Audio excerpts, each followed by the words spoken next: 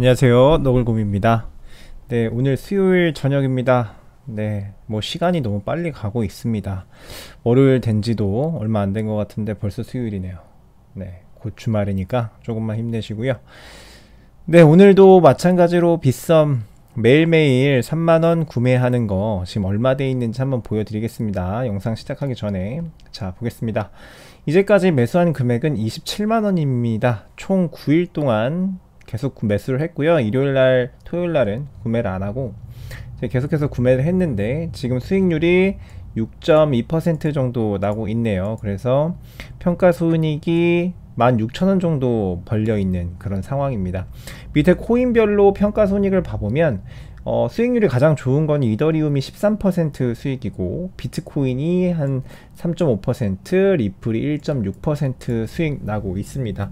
그래서 오늘도 역시나 추가로 매수를 좀 해볼 거고요. 자, 거래 들어가 보겠습니다. 자, 이더리움부터 사겠습니다. 이더리움, 자, 시장가로 만원.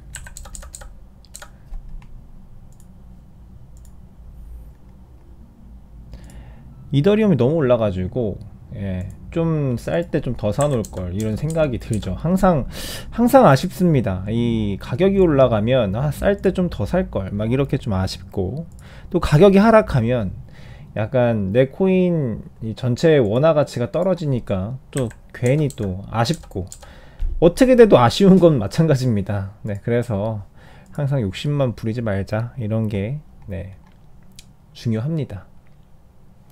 그래서 일단 다 샀고요. 다시 한번 보도록 하겠습니다. 그래서 이제 총 매수 금액 30만원, 드디어 30만원 됐습니다. 30만원 됐고, 네, 지금 만원을 사는 바람에 이더리움이 14% 수익률에서 12%로 떨어졌네요. 그래서 10만원, 10만원, 10만원 들어가 있습니다. 네, 7월달 장이 어떻게 될지 굉장히 기대가 되네요. 네, 아무튼 뭐 이 컨텐츠 다 말씀을 드렸고요. 그 다음에 이제 뉴스로 들어갈 건데요. 뉴스로 들어가기 전에 구독과 좋아요 부탁드립니다.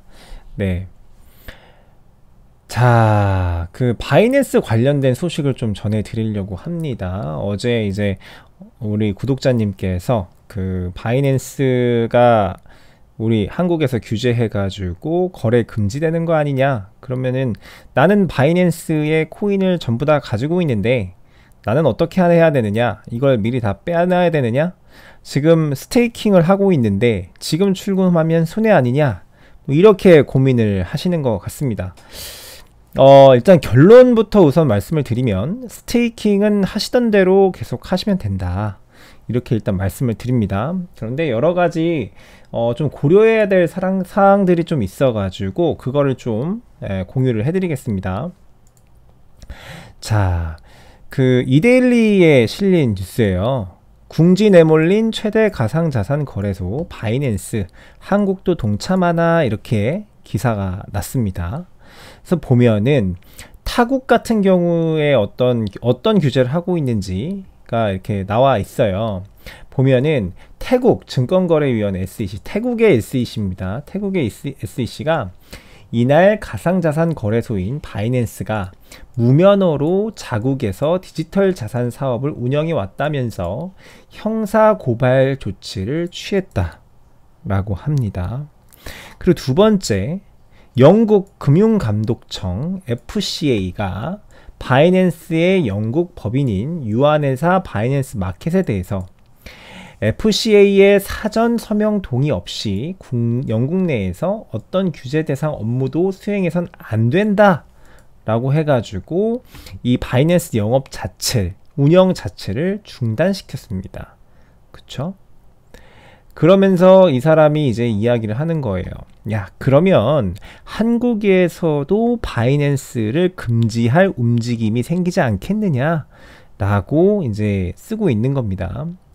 지난주에 실제로 더불어민주당 소속의 노웅래 의원이 뭐라고 얘기했냐면, 해외 거래소라 하더라도 내국인을 상대로 영업하는 한 국내법 적용에 예외가 될 수 없다라고 이야기를 해요.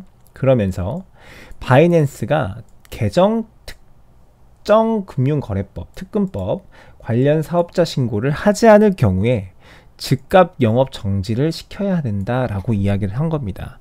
그러니까 우리나라의 그 암호화폐 거래소, 빗썸이라든지 업비트라든지 코인언코빗, 이 4대 거래소에서 진행하려고 계획하는 금융위에다가 이제 신고하는 거 있잖아요. VASP. 이제 그거를 바이낸스도 안 하면 영업 정지시켜야 돼 라고 이야기를 한 거예요. 그래서 이제 이게 과연 가능한 이야기냐, 노웅래 의원이 얘기한 이게 가능한 이야기냐. 왜냐, 우리가 상식적으로 생각했을 때 그렇잖아요. 법인 자체가 우리나라 법인이 아닌데다가 서버도 해외에 있고, 그 다음에 뭐 사무실이랄지 뭐 이런 것들이 다 해외에 있는데 어떻게 이거를 국내법을 적용을 하느냐, 이게 말이 안 되지 않느냐, 이렇게 보통 생각을 하실 거예요. 그죠? 그래서 이제 다음 뉴스를 좀 같이 보여드려야 돼요. 제목이 되게 자극적입니다. 금융당국 바이낸스에 국내 영업금지 처분 내린다 라고 이야기를 하고 있어요. 야, 바이낸스 국내 영업금지 처분 내릴 거라고 단정적으로 이야기를 하고 있죠. 그런데 이게 굉장히 자극적인 제목이에요. 그래서 이 암호화폐 시장에 들어와 있는 분들이 이 뉴스를 본다 그러면 바이낸스 진짜 막히나 보다 이렇게 생각하실 수도 있다라는 거예요. 근데 실제로 뉴스에 들어가 보면 이게 너무 어그로성 제목이라는 거예요. 그러니까 너무 사람들의 이목을 집중시키기 위한 너무 그 떡밥 같은 거라는 거죠. 네. 그래서 내용을 실제로 들어가 볼게요. 금융위원회 산하 금융정보분석원 FIU라고 합니다. FIU가 오는 9월 25일 특정금융정보법 유예기간이 끝나는 대로 바이낸스 등 해외 암호화폐 거래소에 대해서 내국인 대상 영업을 금지할 방침이다 라고 이야기를 합니다. FIU에서 아예 금지를 할 거다 라고 이렇게 밝혔다라고 합니다. 그죠? 그럼 금지되는 거 아니야? 이거 그냥 금지하겠다라고 그냥 단정적으로 얘기한 거잖아. 금지되는 거 아니야? 이렇게 생각하실 수 있습니다. 근데 밑에 볼게요. FIU 관계자는 특금법 제정 취지가 내국인을 상대로 영업하는 가상자산 사업자는 무조건 신고해야 한다는 것이라며 국내 영업 정황이 명백할 경우에 무신고 해외 거래소도 불법으로 규정해 수사기관에 고발할 것이다 라고 말을 했다고 합니다.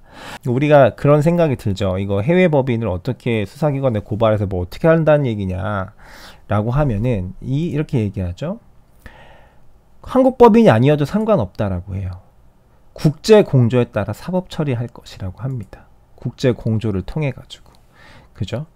되게 엄격하게 이제 좀 법을 적용하려고 하는 그런 모습이죠. 근데 마지막 말이 되게 좀 사람들을 헷갈리게 만듭니다. 자, FIU 관계자가 또 뭐라고 하냐면 한국어로 된 매매창에서 거래 서비스를 제공하는 행위는 내국인 영업으로 볼 개연성이 높다. 그러면 바이낸스에서 지금 한국어 서비스를 지원을 하고 있잖아요. 그럼 바이낸스에서 한국어 서비스를 없애면 개연성이 없는 건가요? 그렇게 따질 수도 있나요? 그죠? 이 말만 보면 또 다음에 뭐라고 하냐면 다만 개인 투자자가 스스로 외화로 환전해 해외 거래소 플랫폼을 통해 거래하는 것까지 일일이 잡아내기는 쉽지 않을 것이다 라고 합니다. 네. 그래서 뭐 잡겠다는 거야. 뭐 아니면 잡기 현실적으로 불가능하다는 거야. 뭐야 도대체. 무슨 얘기를 하고 싶은 거야? FIU는 도대체 무슨 얘기를 하고 싶은 거냐 라는 거예요. 네.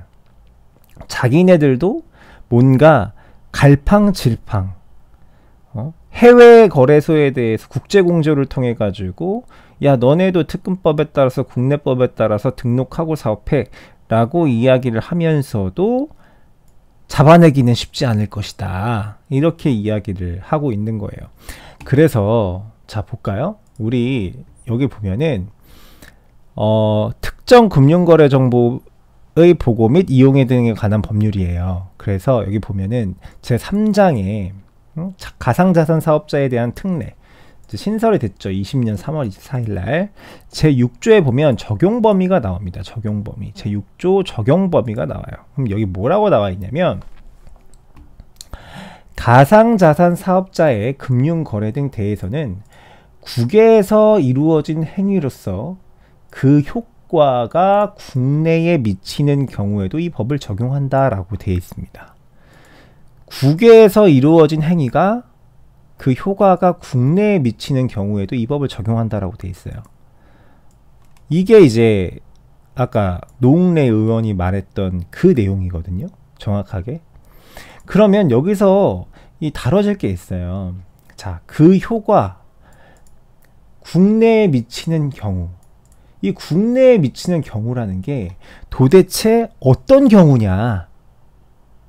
이게 굉장히 애매모호하다는 거예요. 국내에 미치는 경우. 원래 법조문이 이렇게 나오면은 보통 이 국내에 미치는 경우가 어떤 건지 하위 조항으로 이렇게 또 나와야 돼요. 나와야 되는데 지금 이 법을 워낙에 급하게 만들었고 아직 정비가 안 된 특례법이란 말이에요. 그러다 보니까 이거에 대해서 명확하지가 않은 거예요. 국내에 미치는 경우가 뭐냐 도대체. 거래가 그 안에 들어가는 거냐?